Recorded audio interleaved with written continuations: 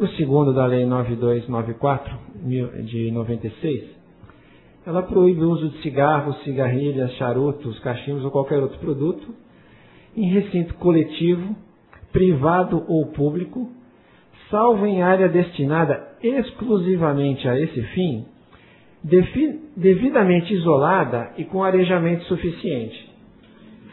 Essa questão do devidamente isolado e com arejamento suficiente, que esse é o grande engano, que é atribuído aos fumódromos, ele já foi regulado já, inclusive, pelo decreto 2018 de 1996, 1º de outubro de 96, no mesmo ano. Então, o decreto, no artigo 2º também, ele coloca, para efeitos desse decreto, são adotadas as seguintes definições. E aí nós temos aqui a definição de recinto coletivo, que é claro para todo mundo, recinto de trabalho coletivo, aeronaves e veículos, o que seria a definição, e temos no inciso 4 o que seria a definição de área devidamente isolada e destinada exclusivamente a esse fim. E esse regulamento esclarece.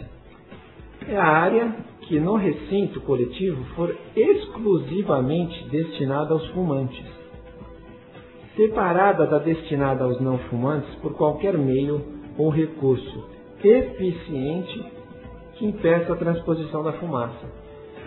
Como nós vemos que na prática isso não acontece, como diz o nosso doutor Mário, né, fumaça não sabe até onde ela pode ir, né? Ela não consegue passar, não sabe onde ela tem que parar, né? Exato. Então esse é um dos aspectos. Nós já temos uma lei federal. O que nós não temos são multas, né?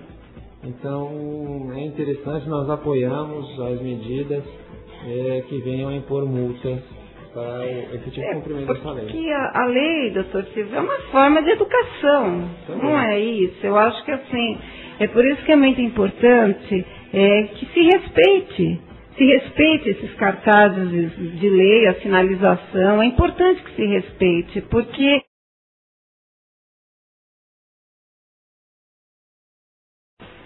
eu queria que você falasse, se você pudesse estar falando a respeito da lei, do projeto de lei 577/2008, que foi apresentado ano passado pelo nosso governador, né, o doutor José Serra. Será que você poderia falar? Ok.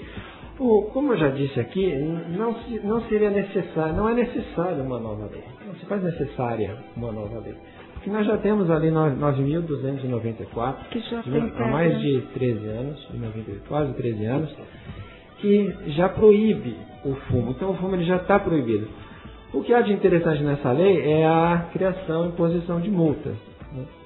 Então, nesse aspecto, a multa é interessante. E é claro, existe todo um caráter instrutor, né? Um caráter pedagógico da lei. Isso é inevitável, é inegável, né? Então é importante. A lei vai reafirmar, mas nós já temos lei que proíba. Isso é importante deixar claro.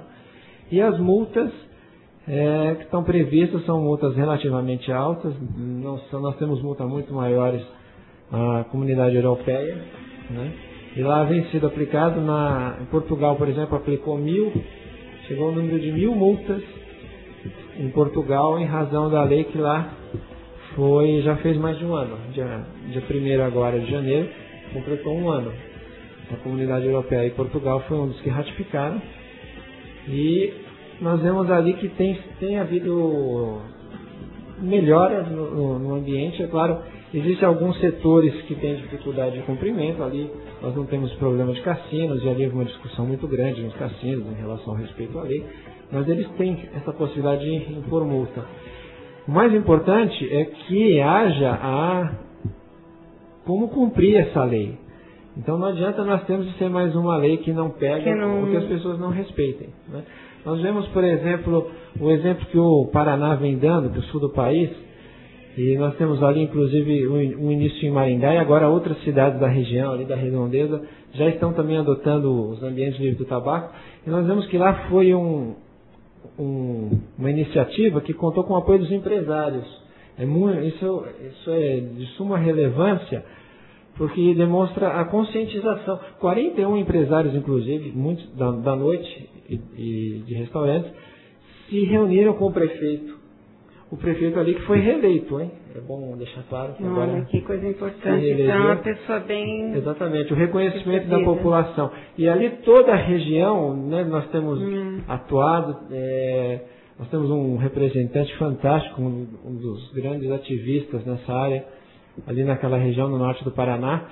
E é importante isso, que mais do que a criação da lei, que haja o efetivo cumprimento dela, né?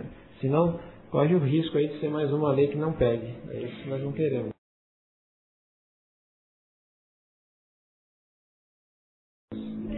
Você está falando do sul do país, né? E eu entendo que o sul do país ele acabou sendo uma região muito importante quando se tratou da Convenção Quadro.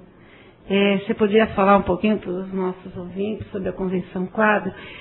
Eu quero deixar bem claro aqui para vocês, eu sei que alguns termos acabam não sendo compreensíveis, né, assim, facilmente, mas isso é para mostrar para vocês quantos assuntos que envolvem o tabagismo. Você vê a importância de existirem leis que tragam proteção ao fumante, porque na verdade o fumante ele acaba sendo uma vítima muito grande, né, de todo essa parte comercial que envolve o cigarro, de tantos trabalhadores que dependem dele. Então acaba se tornando muito difícil erradicar o tabagismo, né? Porque são muitos grupos que é o fumante, é o trabalhador, é o fumicultor, é o governo, é a indústria tabáquica. São muitos grupos envolvidos com a questão do tabaco, né? Mas você vê a importância que tem da gente conhecer de todos os lados e realmente partir para um combate, partir de uma forma que seja possível equilibrar todas as áreas, né? Por isso que a gente traz aqui hoje o Dr. Silva, que fala da legislação, da importância e de tudo que está envolvendo essa questão. A Convenção Quadro, esse nome, ela é uma convenção como qualquer outra. Não tem nenhuma diferença com qualquer norma internacional, que é uma convenção. Assim como uma convenção de Viena, como qualquer outra convenção, ela tem esse nome, Convenção Quadro, porque ela precisa de um quadro de 40 países que o assinem, que apoiem, que ratifiquem. Eu não sabia disso. Para quê? Então daí o nome Convenção Quadro. Esses 40 países já assinaram, o Brasil foi o 100º país a assinar, né? Existem alguns países, os Estados Unidos, por exemplo, é um país que não costuma assinar. Existe uma grande dificuldade de assinar, os tratados internacionais ainda não assinou, mas a maioria dos países já assinaram. A China foi o 99º, o Brasil o 100º. O sul do país ele é muito lembrado porque a convenção ela visualizou também, além do que nós já discutimos aqui, os recintos, né, ela visualizou também as plantações,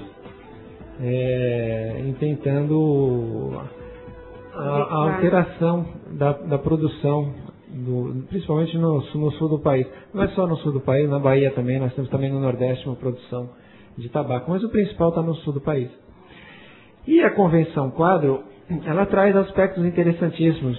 Eu diria que, além desses dois, dos ambientes livres da fumaça e do apoio, os novos financiamentos à mudança da plantação do fumo, existem outras questões de suma importância, como a publicidade do tabaco, que espera-se que agora, em 2011, ela esteja bem mais proibitiva, né? Inclusive a Fórmula 1, por exemplo, ela já está excluída, de certa forma, a publicidade, mas ainda existe algum patrocínio. O patrocínio do tabaco ainda é uma questão a ser analisada, né? Que há determinações e ela deve acabar efetivamente também em 2011, né? Nós esperamos isso. Ela já não existe no patrocínio esportivo e cultural, né? Apesar que, de certa forma, as próprias empresas